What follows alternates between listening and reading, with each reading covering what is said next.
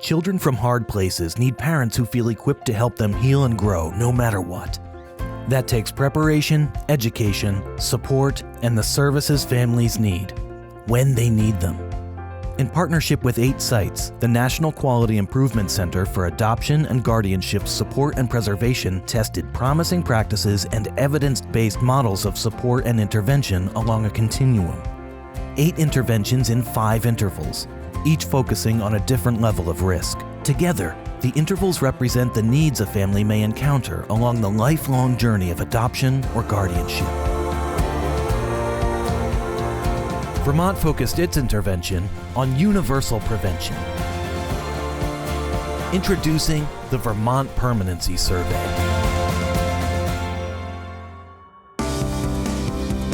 This is Vermont, the Green Mountain State, where the state system of care has found a way to stay connected with families formed through adoption and guardianship long after finalization. Children who are adopted from the foster care system almost always have gone through some kind of early trauma, developmental trauma. Neglect, abuse, domestic violence, things that have affected them at their core. And once their adoptions are finalized, those challenges don't just stop. And families will struggle with the behaviors that come from those early losses. In Vermont, the intervention is a survey that is designed to reach out to all of those families in order to begin to assess what are their needs, how can we support them better, what's going well for them, what are some of the challenges they face, are they able to get supports around those challenges as they come up. The Quick AG team wanted to learn about the needs of adoptive and guardianship families in Vermont, and they wanted to learn from the families themselves. The Permanency Survey was an opportunity to hear many diverse voices from across the state. In this video, we listened to a sampling of those voices, the voices of real families, to highlight their strengths, their struggles, and ultimately, the deep commitment that sustains them. Because I had had Mariah since she was 4 days old, I had quite a pipe dream of what it was going to be like raising this beautiful little baby all by myself and making her into this wonderful little girl that was going to be my sidekick. We thought that we could just love him enough and he would be fine, and that's not what happened. His whole childhood, I would say, was much harder than I thought it was going to be. We needed help.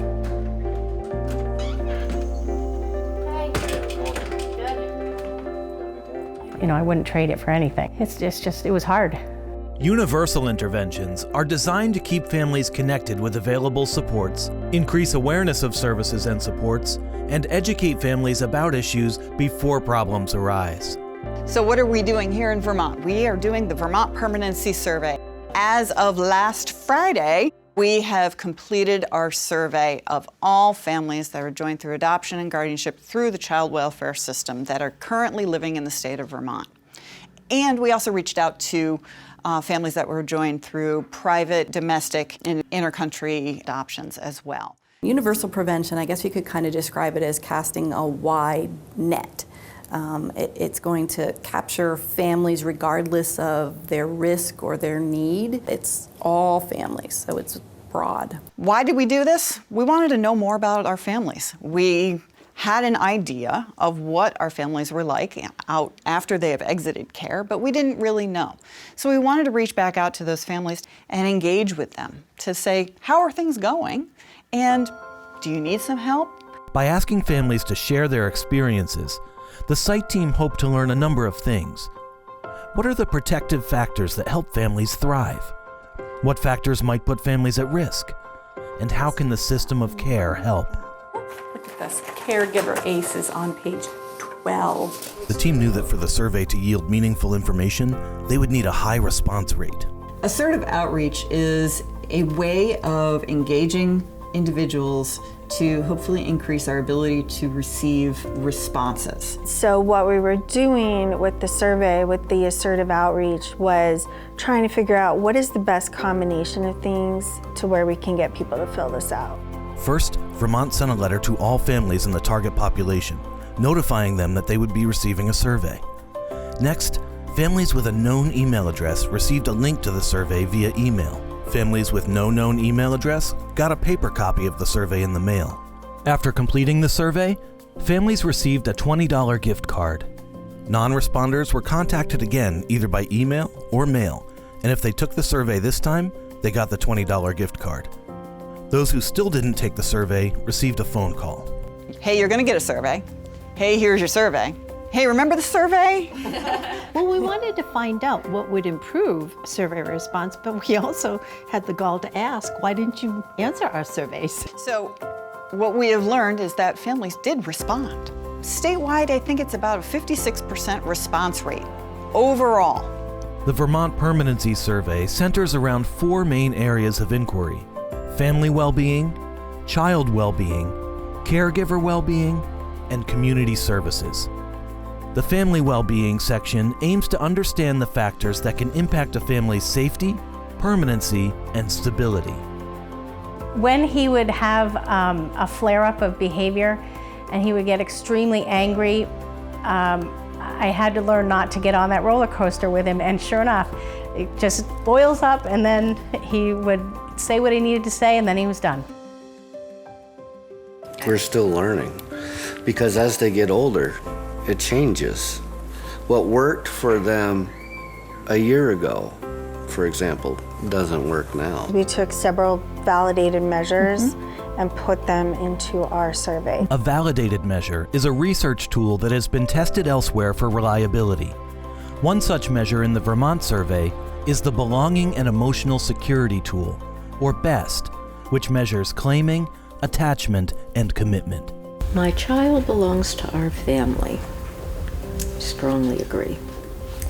When something important happens to my child, I want to talk with him or her about it. Absolutely, yes, strongly agree. I let my child know she is wanted all the time. Yes, I strongly agree. The other thing that we're really encouraged by is that there is a strong level of commitment of families to their children. I am committed to my child for life, no matter what. Absolutely, I strongly agree with that. I used to introduce them as these are my adoptive children. I didn't want to be associated with the problem. Now when I introduce them, it's this is my son, this is my daughter's, this is it. Because we love them to pieces. And it's the right thing to do because they're family, and I want to see them succeed. He knows I'm here for him no matter what goes on. I don't care what you do, I'm not going anywhere. The love that you feel being a parent, I didn't know really what that was going to feel like. And it's good. Yeah. The next area of inquiry is child well-being. How are they doing in school? How are they doing in their community? What are their relationships like with other children? What are their relationships with other adults? So we did find a lot of encouraging information that came out of this survey. So what are we encouraged by? Children are doing pretty well educationally. He struggled with school for his whole life, but he did really well on his IEP. She wasn't the easiest child in the classroom, but her teacher loved her. Within the child well-being section, the survey offers 30+ examples of challenging behavior. Explosions and throwing things and tantrums, and they would come on in a moment and then they would disappear in a moment. She is the most wonderful little girl. She's compassionate, she's caring, she's kind, she loves animals, she's fun to be with. But then there is this other little person in there that cannot control her impulses and has terrible temper tantrums. Because they were taken by the police, they have a fear that somebody's going to come in and take them. He was very, very quiet, but he also was really aggressive at the same time and got into a lot of fights. She has to know where I am. I can't go from upstairs to downstairs without her going, I go with you. Her attention deficit was unbelievable. I mean, she just went from one thing to other and just had high energy like I had never seen. With our survey, we are able to ask all sorts of questions about all sorts of experiences. The challenging behavior questions inform the system about how children are doing. At the same time, they remind families that they're not alone.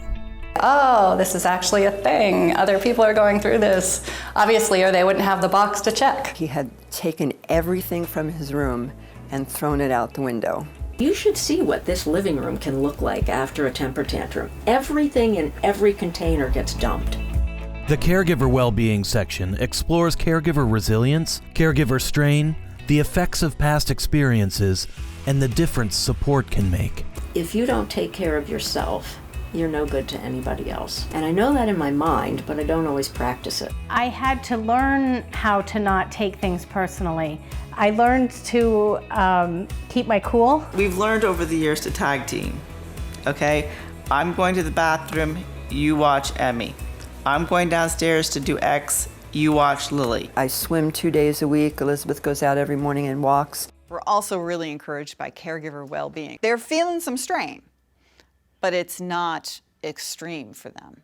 If we can ever get away, it's a miracle, you You have to have know? a strong marriage in order to take on 3 small children with trauma issues. At one point, he was refusing to go to school. So every day became this incredible stress. Who's going to take the day off? Who has any more time to take off from work? My family all lived around me within close proximity, and they would take him and just let him chill out and just have some space, which we both needed at different times. For years and years, people told us we had to be stricter with Dylan. He needs to know that you're the bosses and he can't get away with this stuff. We felt very much blamed for Dylan's behavior. Embedded in the survey is the ACEs questionnaire. The ACEs, we purposely put that in just to see the caregivers and just what kind of adverse experiences have they gone through. What that means for us as providers going forward. How are we going to help and support those families that we know